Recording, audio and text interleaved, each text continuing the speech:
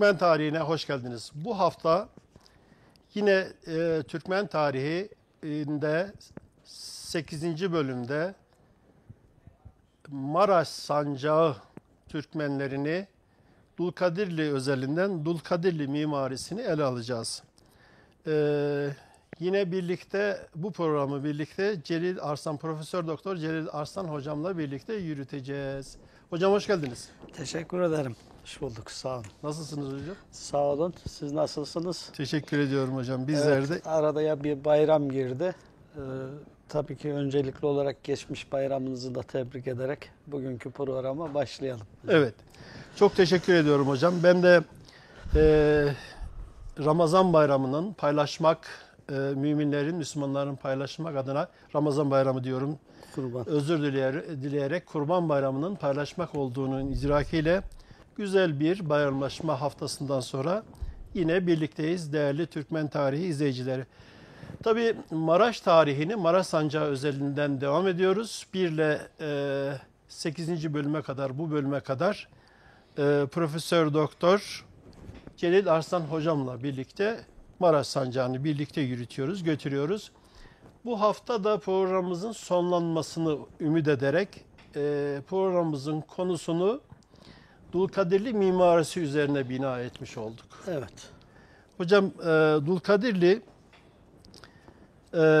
yani tarihi gerçekten bizim mihenk taşlarımızdan bir tanesi. Bölgemizdeki Türkmen tarihi Dulkadirli bölgesi coğrafya pek çok eser bırakmış. Bunu anlattık uzun uzun. Gerek birlikte anlattık, gerek Evet. daha önceki dönemlerde ben Dulkadirli 1, 2, 3, 4 bölüm halinde Dulkadirli beyliğini çalışırken anlattım ama hakikaten bu beylik Anadolu'nun orta kuzeyinde, orta bölümünde kullanmış coğrafya olarak. Büyük eserler bırakmış fakat ne var ki bunların büyük bir kısmı savaşlar sebebiyle, depremler sebebiyle eksilmeler olmuş bu şeylerde, yapılarda. Şöyle genel bir tarif Dulkadirli mimarisi deyince aklımıza neler geliyor? Oradan başlayalım mı hocam? Evet. Tabii ki aslında ele aldığımız dönem yaklaşık 180-185 yıllık bir dönem. Bir beylik. Anadolu'nun Selçuklu sonrası beyliklerinden birisi. Daha önceki programlarda da üzerinde ağırlıklı olarak durduğumuz birkaç husus vardı. Bunlardan birisi bölge olarak Dulkadiroğulları'nın Osmanlı Devleti, Memluklular, Safaviler, Akkoyunlular gibi kendilerinden de büyük olan, güç olarak, nüfuz olarak büyük olan yapılar arasında varlığını devam ettirme mücadelesi içerisinde olan bir beylik olarak gördük. Evet. Bu yaklaşık 185 yıllık süreç içerisinde bu baktığımızda da gördük. Dedik ki 13 tane bey gördük. Bunların birçoğunun zaman içerisinde yıkıldığını, suikasta uğradığını ya da zehirlenerek öldürüldüğünü ya oğlu yakını tarafından ya da muarızları tarafından Osmanlı ya da Memluklular tarafından katledildiğini gördük. Tabi burada son olarak da baktığımızda beyliği uzun süre idare eden farklı bir kişiliğe de sahip olan Alaaddin Devle Bozkurt Bey. Evet, Osmanlı Sultanı II. Beyazıt'la kızını evlendiriyor Ayşe Hatun'u. Ondan doğan torunu Yavuz Sultan Selim. Evet. Tabii gerekçesi her neyse güvensizlik, dengesizlik, farklı yorumlar yapılabiliyor ama netice itibariyle bir meydanda, bir savaşta hayatını kaybeden kişi olarak görüyoruz. Yani bunu da tarihin not ettiğini, tarih sayfaları arasında böyle bir hikayesinin olduğunu da sayın seyircilerimizle paylaşmak isterim. Tabii mimari eserler bağlamında da az önce söylediğimiz gibi bir netice itibariyle Türk mimari geleneğini devam ettiren, Anadolu öncesinden başlayarak Anadolu'ya kadar gelen mimari anlayış, yapı türleri ve bunların bir beyliğin sınırlı imkanlarıyla Dulkadiroğulları tarafından da devam ettirildiğini söyleyebiliriz. Yani Evet. 185 yıllık bir süreç, çalkantılı bir dönem ama bu süreç içerisinde de imar faaliyetlerine devam ettiklerini görüyoruz. Tabii konu Dulkadiroğulları Beyliği olunca önce Maraş merkezdeki yapılarına bakmak lazım. İşte depremde de zarar gören Maraş Ulu Camisi var. Evet. Alaaddin Devlebey'in adının görüldüğü kitabesinde Elbistan. bir yapı. Tabii merkezdeki birkaç yapıdan bahsettikten sonra belki Elbistan'dan da tabii ki bahsedeceğiz. Burada Maraş'ın da sembolü, simgesi durumunda olan yapılardan birisidir Maraş Ulu Camisi. Planlamasıyla, plan düzenlemesiyle, süslemesiyle tabii diğer etrafındaki yapılarla birlikte belki değerlendirmek gerekir. İşte bu yapıların aslında varlığını devam ettirmesi için oradaki görevlilerin maaşlarının ödenmesi için de bir akar temin edildiğinde, Vakfiyeler. vakıfların tahsis edildiğinde söylememiz gerekiyor. Yani Evet. Vakıf müessesesinin çalışmasıyla ilgili tekrar olacak belki ama şunu söylüyoruz. Yani bir yapı inşa ettirildiği zaman onun bakım, onarım ihtiyacı olduğunda ya da varlığını devam ettirme sürecinde görevlilerin maaşının ödenmesi üzerine kurulu olan bir sistem bu vakıf. Yani gelir getiren, akar temin eden yapılar, bu eserler bu yapıya vakıf olarak veriliyor. Köyler, araziler, dükkanlar. Mesela bu Ulu Cami'ye Maraş Bezestanı'nın yarısının Maraş Çarşısı'nın iş dükkanına, şehir yanındaki Pınarbaşı Köyü, köye bağlı Tavşan Tepesi vesaire gibi yerleri vakıf olarak da bu yapıya onların gelirlerini verdiklerini görüyoruz. Tüm vakıf eserlerinde bu cari değil mi hocam? Tabii ki. Yani vakıfların kuruluş işleyişi böyledir. Yani vakıf bağış kabul etmez. Kendi gelirleriyle varlığını devam ettirirler. Yani bir vakıf eseri yapıyorsanız onun varlığını devam ettirmek için de bir akar temin etmelisiniz. Evet. Yoksa yapıyı inşa ettirip işte bu vakıf eseri bu şekilde olmayacak. Çünkü onun varlığını devam ettirmesi için çalışanların maaşının ödenmesi lazım. Evet. Bakım onarım ihtiyacı olduğu zaman onun masrafının bir yerden, bir kaynaktan sağlanması gerekir. Tabii ki. Bunu da vakıf sistemiyle yapmışlar. Yani vakıf sistemi Türk kültür hayatında önemli bir yeri olan kurum. Hocam özellikle Dulkadirli Beyliği biraz sükunete ulaştıktan sonra, yani 15. yüzyılın ortasından itibaren, hatta buna bir tarih verelim. Yani Süleyman Bey'den sonra Melik Arslan döneminden Şahbudak, Şahsuvar dönemi, Şahbudak döneminin tekrarı var. Alaaddin ile Bozkurt Bey. Özellikle bu son Ali Bey'in de bazı faaliyetleri var. Çok büyük eserlerin, mimari eserlerinin varlığını görüyoruz. Bu biraz sükunetle ilgili de diyebiliriz zannediyorum. Tabii yani şimdi imar faaliyetlerinin olabilmesi için birkaç şeyin bir arada olması gerekir. Mesela Kanuni gibi kudretli bir hükümdarınızın bilime, sanata, mimariye yönelen bir hükümdarın olması gerekir. Hükümdarların baniliği, yani bu yapıların inşasını istemesi söz konusu. İkincisi maddi gücünüzün olması gerekir. Evet. Üçüncüsü de bir Mimar Sinan'ınızın olması gerekir. Evet. Yani bunlar bir araya geldiği zaman mimari oluşuyor, ortaya çıkıyor. Ya da dışarıdan sanatçı, mimar getirterek inşa ettireceğiniz yapıları onlara ne yapıyorsunuz? Yaptırıyorsunuz. Bu imkan var. Dulkadirli ikisini de çalışmış hocam. Hem daha doğusundaki Danışmet ilk Selçuklu beyliklerinden getirmiş. Tabii Horasan kültürünün varlığını biliyoruz. Yani Hazar'ın altından gelen Ya bir şimdi yapı tabii bunlar. ki, Ağaç evlerin içerisinde. Netice itibariyle gerçi gene ilk başa dönmüş olacağız ama Dulkadiroğulları'nın kurucularının bir ünvanı veya ismine eklenen şey de Horasan'dır. Evet. Yani Horasan tabiri var çünkü Anadolu Türklüğünün büyük bir bölümü Horasan dediğimiz tarihteki Afganistan, bugünkü Afganistan tarihteki Horasan dediğimiz o bölgeden gelen insanlar. Evet. Bir de tabii ki beyliğin konumu dolayısıyla da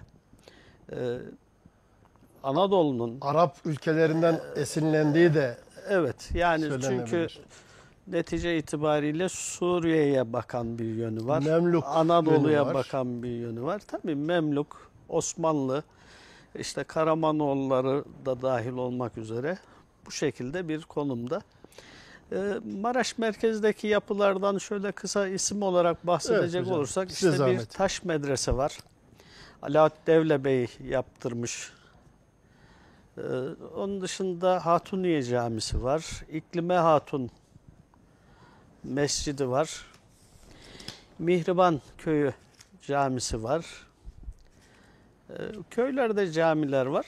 Tabii merkez dışında ikinci merkez durumunda olan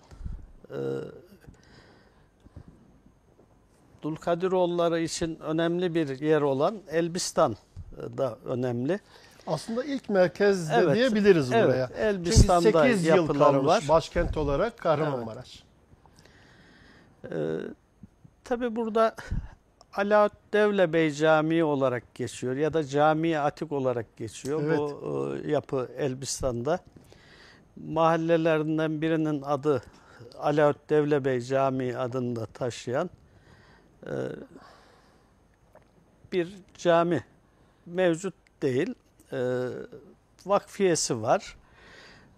Tabii günümüze ulaşan bu Elbistan'daki Ulu Cami planı açısından da aslında önemli bir yapı.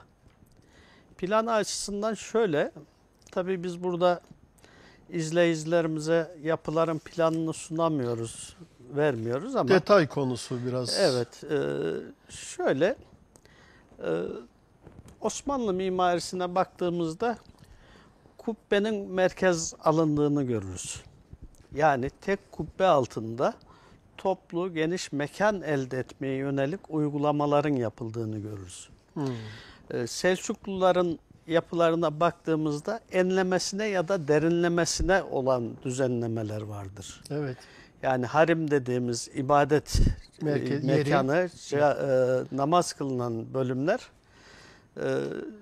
bu şekilde olur. Yani o sahın düzenlemeleri mihraba paralel veya mihraba dik olur. Ama Osmanlı'da bu sahın düzenlemesi yerine kubbe altında, kubbe çapının büyütülmesi, merkezi kubbeye yarım kubbeler eklenmek suretiyle mekanın genişletilmesi şeklinde uygulamalar vardır.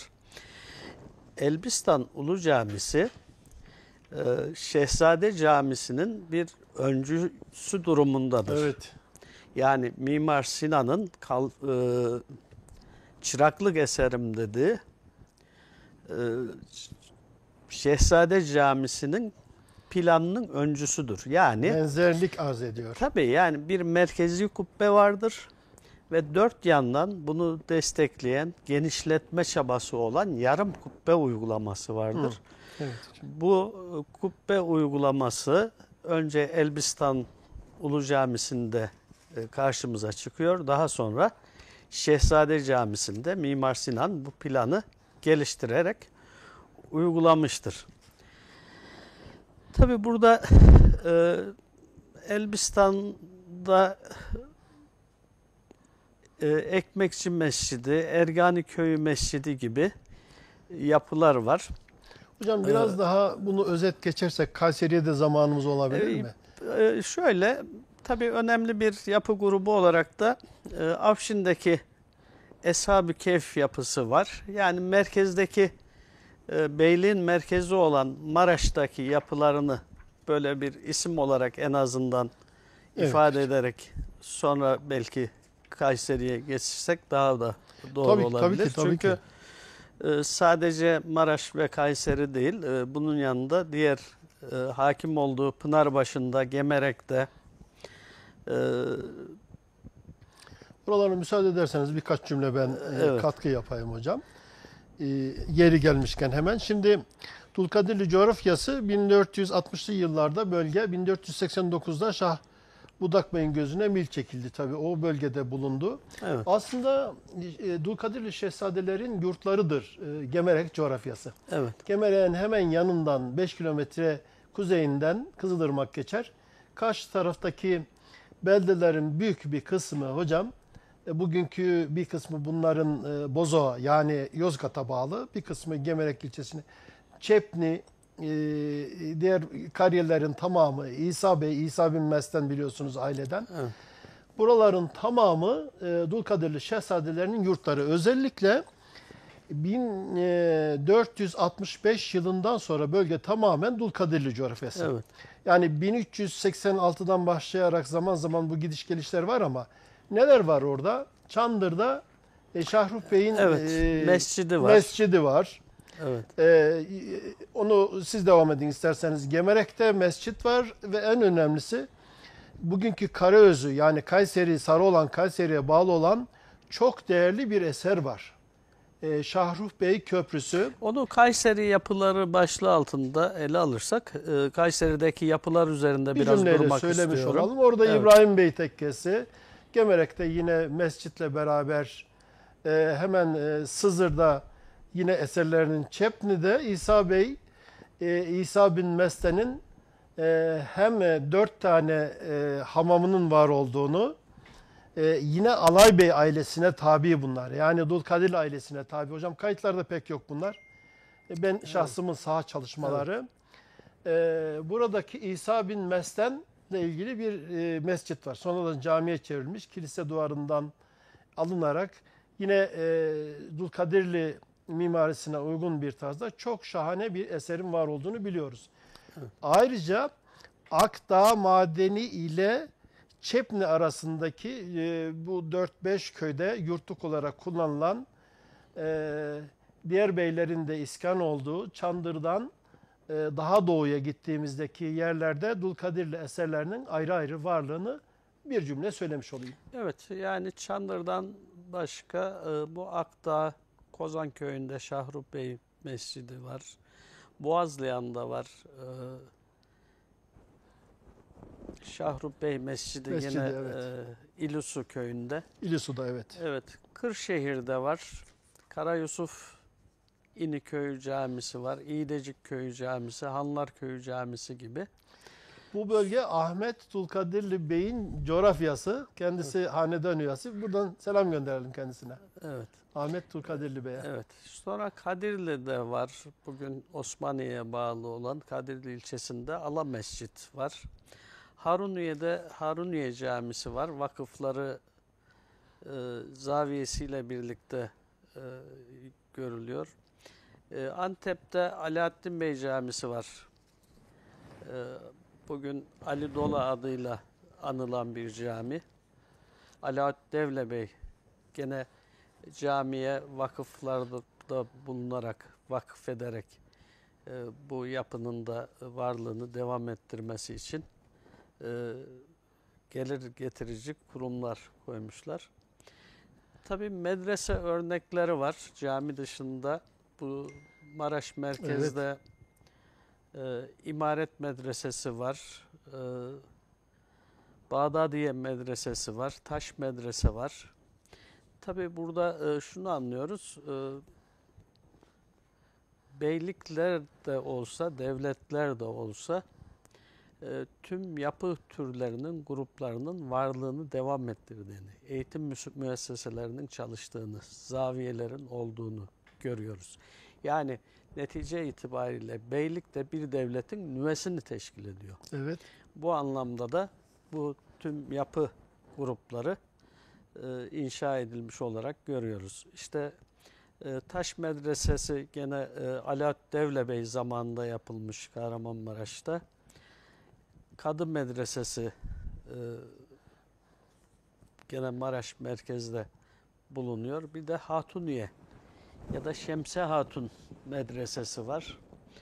Biz böyle bunları planlarıyla, süslemeleriyle, düzenlemeleriyle değil, en azından bu programın sınırlı süresi içerisinde isimlerle vererek devam edelim.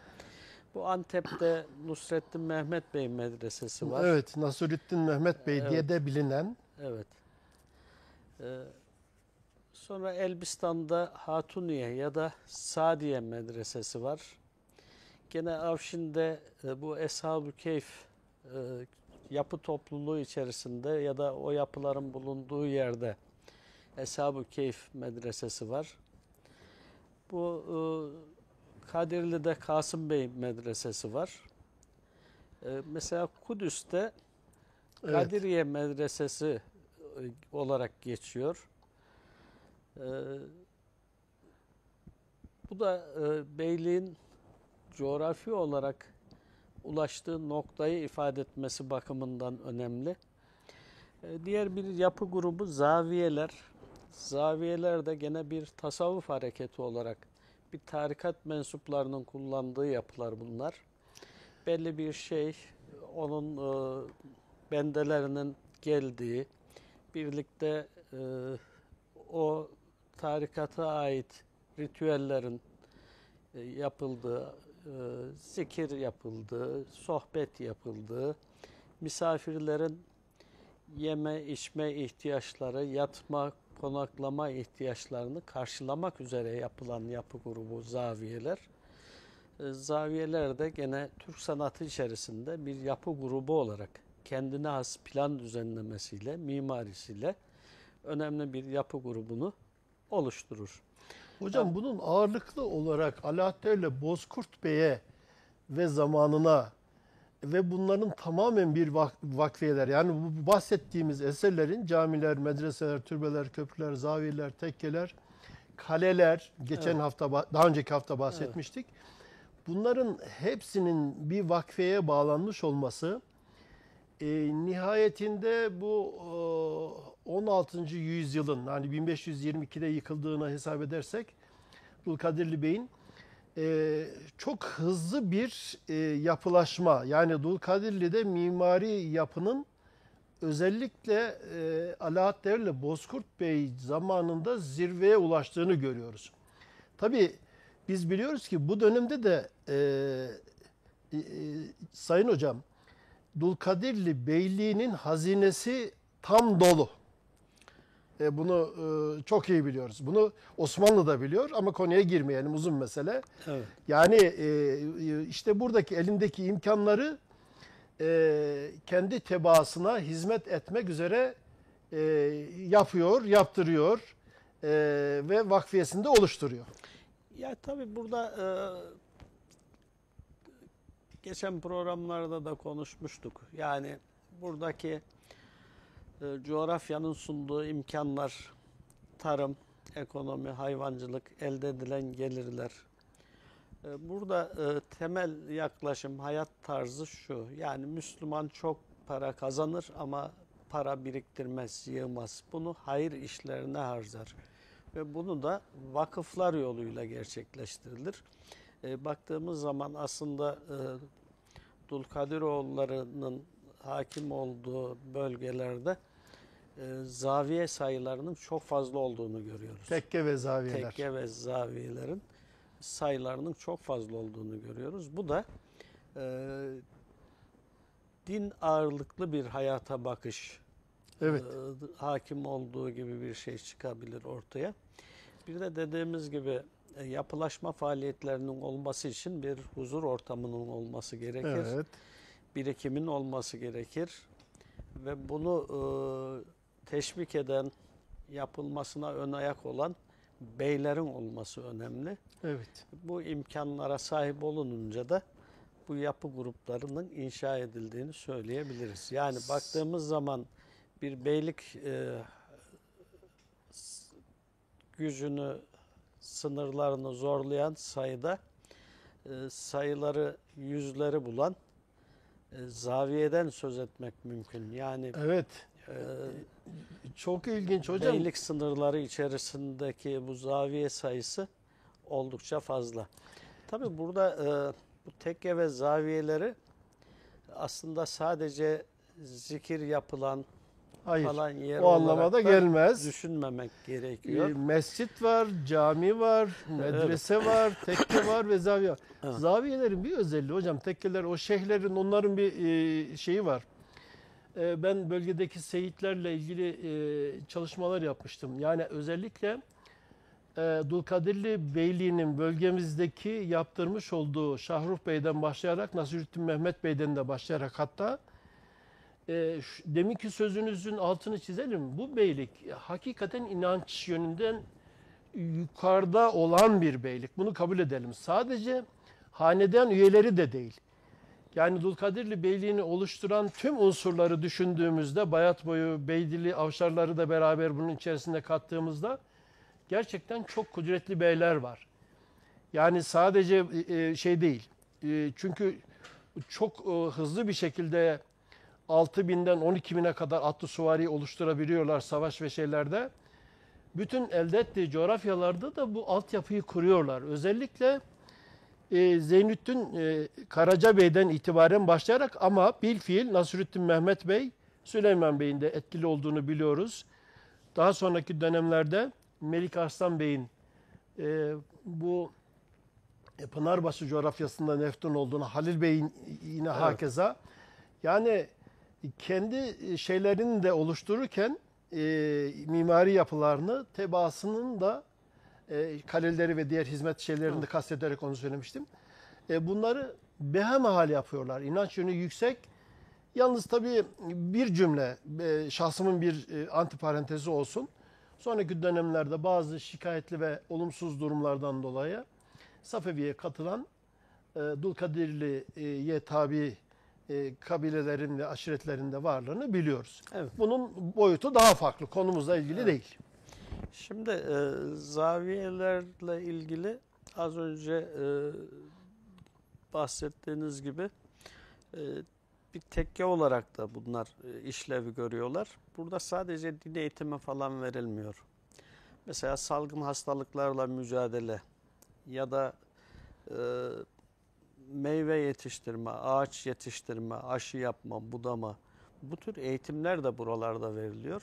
Askeri Hatta, eğitim de var. Tabii dahası. ki. İşte okçular tekkesi diyoruz mesela Osmanlı'da daha sonraki Evet. süreçte baktığımızda.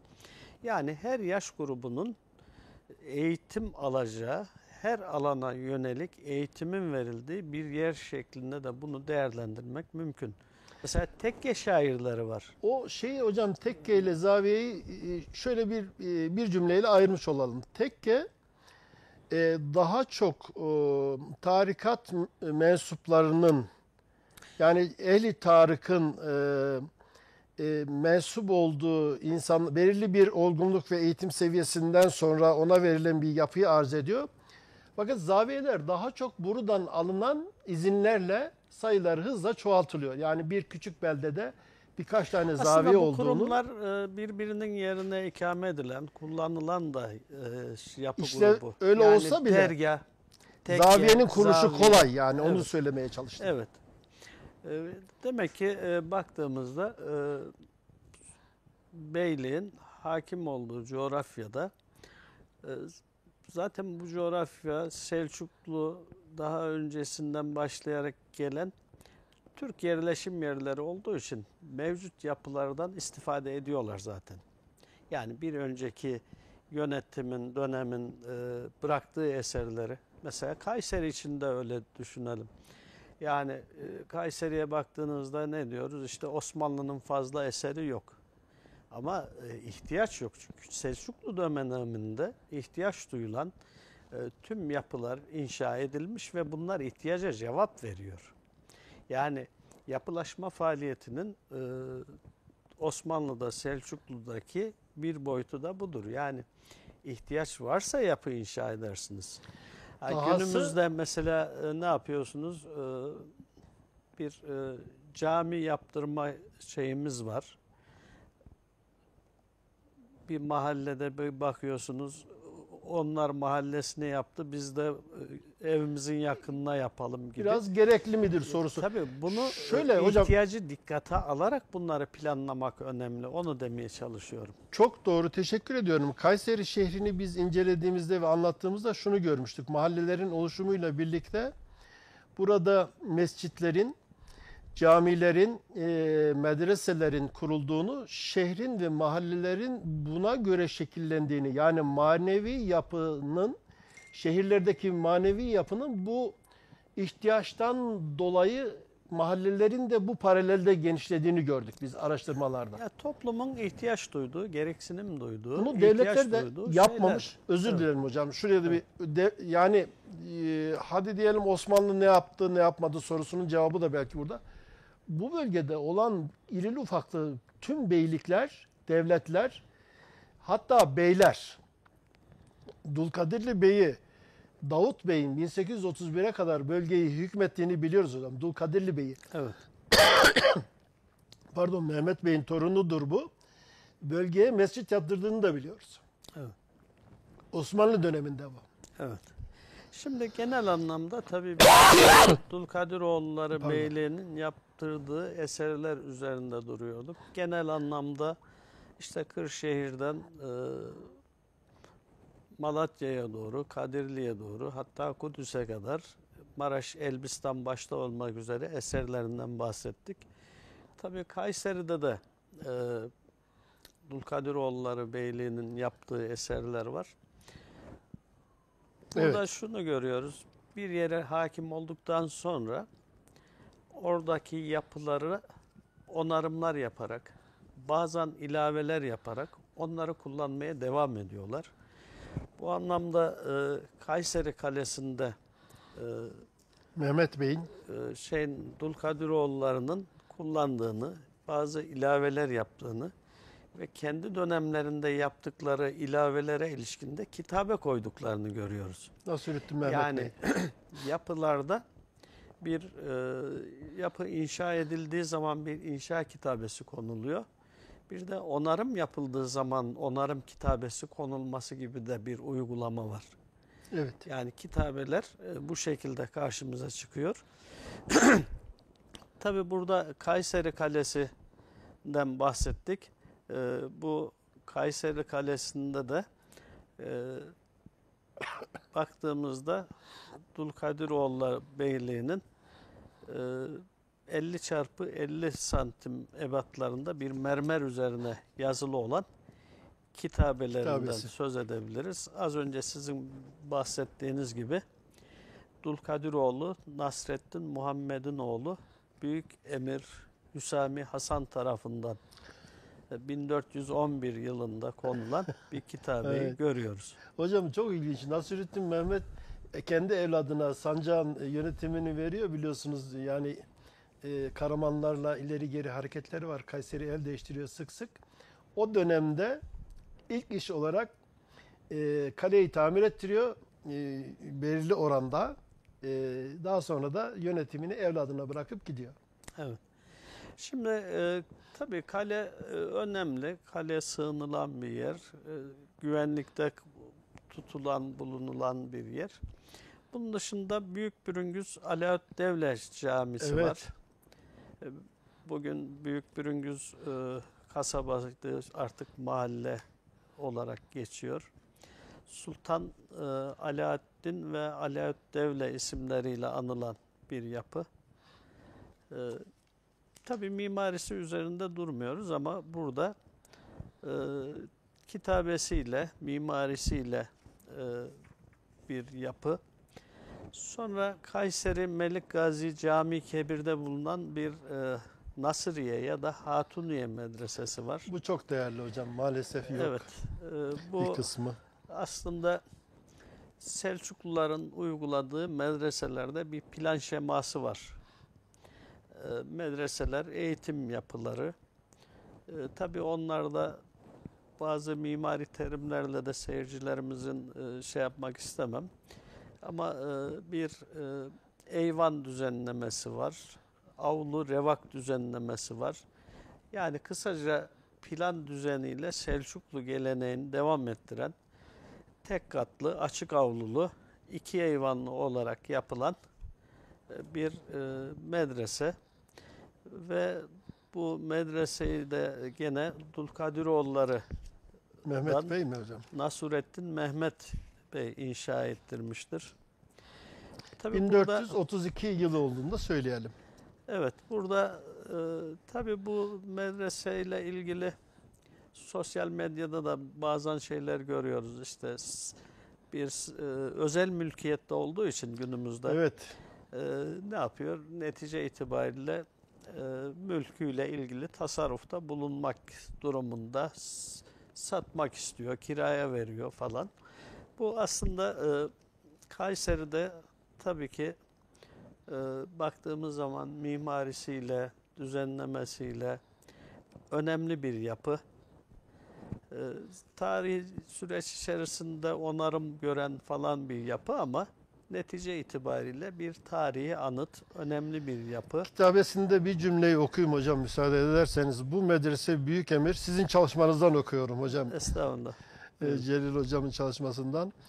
Bu medrese büyük emir, kahır ve hasanat sahibi Arap ve Acem'in sultanlar sultanı, dünyada emirler sultanı, dünya ve dinin yardımcısı, saadetli emir Zeynüttinoğlu, merhum Haliloğlu, Mehmet, Allah iktidar günlerini daim eylesin. Evet. Yani atasına kadar saymış ve sıralamış ama bugün üzücü olan Evet. özel bir Mülkiyette bulunuyor. olması. Yani 1432 tarihli güzel bir merkezde yapı. Aslında Kültür Bakanlığımızın, Vakıflar Genel Müdürlüğümüzün bu yapıyı madem özel mülk ve satılıyorsa kamulaştırmaları ve kamu için bunu kullanmaları gerekir. Güzel Tabii yakışır. bu kamuyla ilgili de tabii medreseler günümüzde işlevini kaybeden yapılar. Yani netice itibariyle orada öğrenci okumuyor. Ya da kervansaraylar veya köprüler, yol güzergahları değişiyor, atıl kalıyor. Bu yapıları aslında yapılış amacına uygun bir fonksiyon vererek de kullanıma açmak lazım. Turizme de açmak lazım Turizme hocam. açmak lazım. Çünkü bir eseri restore ettiğiniz zaman eğer boş duruyorsa zaman içerisinde kendiliğinden o yapı Evet. zaten dökülmeye başlıyor. Evet. Herhalde bu yapıları ayakta tutan, sağlam tutan insan nefesi. İçerisinde insanların yaşıyor olması, kullanması ve sürekli olarak bakımının, temizliğinin korunmasının yapılmasıdır. Yani boş bir yapının sürekli temizliğini yapamıyorsunuz. Evet. Buna imkanınız da olmuyor. Örnekleri çok fazla. Kayserimizde Tabii yani biraz bakımsız kalmış bu şekilde. Evet. Ya bu ayrı bir konu tabii ki. Ülkemizin tarihi eserlerle ilgili kanayan bir yarası. Çünkü bunların hala envanter çalışmasının bitmediğini de söyleyebiliriz. Evet. Yani ülkemizdeki bakanlık veya üniversiteler belli ölçüde bu eserlerle ilgili çalışmaları yapıyorlar ama araziye çıktığınız zaman kayda geçmeyen yapılarla da karşılaşmanız mümkün olabiliyor. Bu ayrı bir konu. Hocam oraya şunu da söyleyelim. Yani bizi izleyen tabii değerli yetkililer, devlet yetkilileri var. Bunlar bizim mirasımız, bu kesin. Yani bu her kesim tarafından da çok iyi biliniyor. Bunların söylediğiniz gibi aktif olarak ayakta kalması, o içerisindeki insanların seyri seferiyle doğrudan orantılı. Yani bir gane kalırsa, bir köşede kalırsa, bakımsız kalırsa biliyoruz ki hızlı bir şekilde harabeye dönüşüyor bu yapılar. İşte bunları yeniden Kayseri Turizm Envanterine veya ilgili kurum ve kişilere kazandırılarak bunun işte bu çevrimi yani devri daiminin sağlanması, hayatta kalması, gelecek nesillere aktarılması, bunu birkaç Kayseri ile ilgili çalışma yapan Sayın Göde hocamızın Eratman'la ilgili çok değerli çalışmalar yapmıştı. Ben selamını da daha önceki bölümlerde söylemiştim. Bu vesileyle bir tane daha saygıdeğer il yöneticilerimize, kimler ilgiliyse söylemiş olalım buradan bir cümleyle. Evet. Yani bu söylediğimiz gibi tabii kamu kurumları belli ölçüde bu çalışmaları yürütüyorlar. İlgi duyuyorlar. Onlara da ayrıca teşekkür etmemiz gerekiyor. Tabii Kayseri'de baktığımız zaman bir türbe yapısı, Süleyman Bey'in türbesi var. Bu öksüz veya garip türbe olarak da Evet. ifade ediliyor. Bu Pınarbaşı, Pazarören, Köşkerli köyü dağının eteğinde Melik Gazi köyüne ve Koçcağız mevkisine doğru olan yerde bulunuyor. Hocam, Yani ben Köşkerli bir avşar boyu o bölgeye sonradan ismini vermiş. Bu garip türbe olmasının sebebinde acı bir hikaye var bunun arkasında, onu biliyoruz. Yine siz girişte söylemiştiniz 11-12 tane Dulkadirli hanedan üyesi, yani beylerinden bir tanesi yine Halil Bey, Zeynüddin Karacabey evladı. Demin de adı geçmişti, Mehmet Bey'in babasıdır. Çok değerli ve kudretli beylerden bir tanesi, Dulkadirli beylerinden. Evet. Bu bölgede meftun. Başı da Memluk'a gönderildi tabii. evet, bu enteresan şeyler Memluk, Osmanlı arasında beylerinin hayatını heder ettiği bir beylik diyelim. Evet. Yani bu da enteresan şeyler. İnsan konuşurken bile Üzülüyor. üzülüyor. Yani bir beyin başını kesiyorsunuz ve şeye gönderiyorsunuz, Kahire'ye gönderiyorsunuz. Memluk Bey'in son beylerinden bir tanesi hocam, Ali Bey ile ilgili bir sözü var, tarihi bir sözü. Bu ehli küffar mıydı ki Evet. bunu bana gönder. Daha devamı var ama amacı aşmayalım. Evet. Bunlar tarihte üzücü yaşanmış hadiseler. Ya tabii bunları anlatmadaki amaçlardan birisi de ibret almaktır. Yani tarih dediğimiz şey bu kardeş kavgaları, taht kavgaları, bunun uğruna verilen hayatlar, işte netice itibariyle bir beylik ölçeğinde baktığınızda bunlar yaşanıyor. Sonra bu fotoğrafı büyüttüğünüzde devletler olarak bunlar var. Evet. Ve Türklerin kendi aralarındaki bu sebebi her ne olursa olsun kardeş kavgasıdır bunlar. Bunlardan çok acı çekmiştir. Netice itibariyle de beylik olarak da varlığını sürdürme çabası içerisinde bunlar olmuştur. Biz mimariyle ilgili bahsettiğimizde aslında tabii bu türbe ve kümbet bir yapı, mimari form olarak Türk sanatının da önemli bir yapı grubunu ifade eder. Aslında baktığımızda İslam sanatına da Türklerin dahil ettiği bir yapı türüdür. Çok değerli yapı türü. Çünkü şöyle,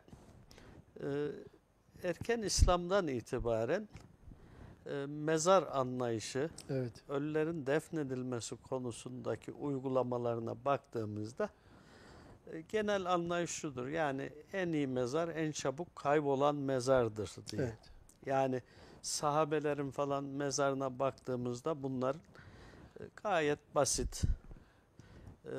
Toprak seviyesinden şöyle bir karış kadar yüksek bir toprak yığını, baş ve ayak kısımlarına konulan birer taştan ibarettir. Orada öyle şatafatlı bir mezar geleneği yoktur. İnce bir nokta var hocam. Türklerin tabii Türkistan coğrafyasından Müslüman olduktan sonra Anadolu'ya getirdiği oradaki yapıları biliyoruz. Yani çok değişik yapılar var Türkistan'da, yeni çalışmalardan dolayı biliyoruz. Anadolu'ya getirdikten sonra işte kümbet mimari yapısı aslında yaşayan da kıymetli, İslam'a göre ölen de kıymetli. Arap kıtasındaki mezarların böyle olmasının söylediğiniz ölçeklerde küçük, başına bir taş, şu iki kaygıdan dolayı kaynaklanıyor zannediyorum.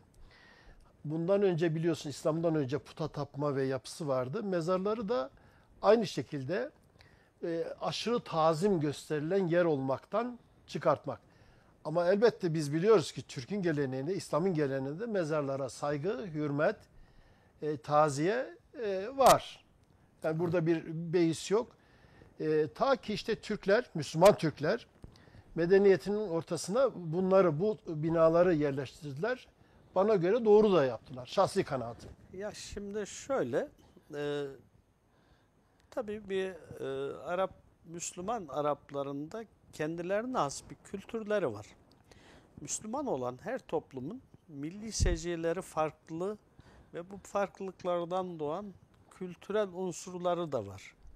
Tabii netice itibariyle İslam genel hükümleri belirliyor. Evet. Bunun uygulanmasını da örf, adet ve gelenekler oluşturuyor. Yani her toplumun kendine has örfü, adeti, geleneği var. Ve Türkler gibi Müslüman olan her toplumun da kendine has mimari anlayışları ve gelenekleri var. E, Ölü gömme gelenekleri, inanışları var. Yani netice itibariyle İslam öncesinde de Türkler kendilerine has kültürü, birikimi olan, medeni belli bir düzeye gelmiş olan bir topluluktu. Müslüman olduktan sonra İslamiyet öncesi inanç ve geleneklerini İslamiyet sonrasında İslami bir üslup içerisinde aktarmışlardır. Evet. Az önce dediğiniz gibi Türklerde atalar kültü, atalarını unutmama, geçmişine bağlı olma gibi bir anlayış var. Daha önceki Hunlarda, İskitlerde baktığınızda bu mezar geleneğinin Evet. örnekleri, erken örnekleri kurganlar var. Evet. Ve kurganlara insanlar kıymetli eşyalarıyla birlikte Evet. konuluyor. Altın elbiseli adam. Tabii yani baktığınız zaman İslam öncesinin önemli somut objelerini bize kurganlar verir. Kurgan kazılarından halılar çıkar, madeni, ahşap veya diğer eşyalar çıkar. Ve dahi atlar. Evet, şimdi şunu diyeceğim. Mesela İskitler, Hunlar kurganlara yapılan bir müdahaleyi savaş sebebi sayıyorlar. Tabii bu mezar yapıları ve mezar gelenekleriyle ilgili mesleğimiz gereği epeyce uğraştık. Uğraşıyoruz mezar taşlarıyla da. Türklerin göç ettiği yollar boyunca bu yapılarıyla birlikte geliyorlar. Yani konakladıkları yerde mezarları var, mezar taşları var ve önemli şahsiyetler için yaptıkları kümbet ve türbeler var. Hocam Balkanlardan, Avrupa'nın işlerinden başlayarak ta Türkistan'a doğru bu yolculuğu bu izlerde bulabiliriz sanıyorum, Tabii ki, değil mi? tabii ki. Yani Anadolu'ya bakın. İşte Van Başkale'den başlar. Hatta Ahlat'tan. sadece bu dikili mezar taşı değil, koç, koyun, Evet. at şeklindeki Evet. mezar taşlarıyla, türbeleriyle, kümbetleriyle birlikte işte Van Başkale, Van Gevaş, Ahlat, Güroymak, Evet. Tunceli, Elazığ, İzmir, Narlıdere'ye kadar devam eder. Evet. Yani bu bize aslında bir şeyi gösteriyor. Biz sık sık şunun üzerinde duruyoruz. Türk kültür ve medeniyeti taşınabilir medeniyettir. Yani Türkler gittikleri yere kültürlerini, sanatlarını, medeniyetlerini beraberlerinde götürmüşlerdir. Şimdi mezarla ilgili bir şey daha söyledikten sonra bu konuyu bitirelim. Evet hocam, bitirelim. Yahya Kemal Beyatlı merhuma şey sorarlar. Yani İstanbul'un nüfusunu sorarlar. O zaman diyelim ki 100 bindir nüfusu İstanbul'un. Merhum şey der, 1 milyon der. Evet. Çok ilginç. Ya derler ki üstad sen rakamları mı karıştırdın? Yani şimdi İstanbul'un nüfusunun 10 katını söylüyorsun derler. Yok der, ben bilerek söyledim. Çünkü biz ölüleriyle birlikte yaşayan, var olan bir toplumuz. Tabii günümüzde artık insanlar dedelerinin mezarını bilmiyorlar. mezar ziyareti yapmıyorlar. Bunlar ayrı şeyler. Az önce bahsettiğiniz gibi ifrat ve tefrit dediğimiz konular var. Yani Yani şimdi inançla ilgili hususlardır bunlar. Müslüman isteğini Tanrı'dan ister. Allah'ın veli kulunu aracı yapar, onu evet. şey yapar ama ondan istemez. İşin Bu aslında nüans farklılığı itikadında da sıkıntıya yol açar. Bu biraz da ilahiyatçıların konusu. Ben konusu. çok da girmek istemiyorum. Yahya Kemal Beyat diye bir cümle ekleyelim hocam. Ona bir ilave yapalım. Hocam Türk'ün yurdu neresi? Türk'ün yurdu, Türk'ün ayak bastığı, Ecdadının mezarının olduğu oraya yer. ekleyeceğim hocam. Evet. Kanını bedel olarak akıttığı ve ödediği, her bir yerde mezar olarak bıraktığı ecdadının manevi ve maddi ruhunu bıraktığı bütün coğrafyalar Türk yurdudur. İşte Anadolu olarak bildiğimiz burası da bir Türk yurdudur. Yalnız burası değildir. Türk yurdu. Burayla sınırlı Değildir. Evet. Altını çizelim. Evet. Gençlerimize de ithaf etmiş olalım. Evet, bu türbe ve kümbet yapılarıyla ilgili tabii burada ölen insanın toprağa nasıl vereceğini din belirler. Her dinin bir ölü gömme şekli vardır.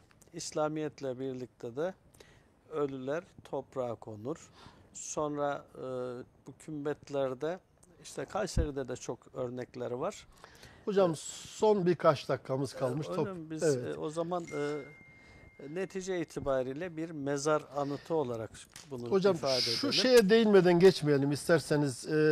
Bölgemizde Sarıoğlan ve Karaözü Şahı. Evet, Şahruh Köprüsü'nden oraya bir değinelim. birkaç cümleyle söyleyelim. Kızılırmak üzerinde bulunan bu günümüzdeki Sarıoğlan, Karaözü, Şahruh Bey Köprüsü var. Tabii köprünün bir yapılışı, mimarisi var. Kitabesi, vakfiyesi var. 1492 yılı olarak mermer kitabede Şahruoğlu Mehmet Han'ın isminin geçtiğinden bahsediliyor. Erzurum Sancak Bey'i. Daha sonra Mehmet Han tarafından köprünün onarıldığından Evet. bahsediliyor. Vakıflarda bunların arşivleri var, kayıtları var. Aslında köprü olarak baktığımızda da şimdi medeniyetlerin gelişmişliği, büyüklüğü bu geniş açıklıkları geçmesiyle ölçülür. Yani bir akarsu üzerine yaptığı kemer açıklığı ve köprü, bir bina üzerine koymuş olduğu kubbenin büyüklüğü, Evet. medeniyetlerin gelişmişlik ölçülerinden birisi Bir olarak tanesi. bu kabul edilir. Aslında bu köprü de bu beyliğin bu şekilde bir düzeye eriştiğini göstermesi bakımından hem estetik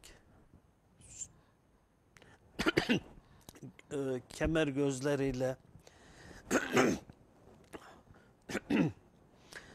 yani 155 metreye bulan bir uzunlukta bir köprü. Evet. Yani öyle bir kemerlik bir dere üzerindeki köprüden bahsetmiyoruz. Evet.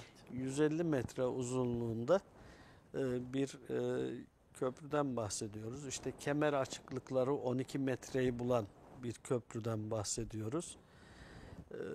Dolayısıyla netice itibariyle beylik 185 yıllık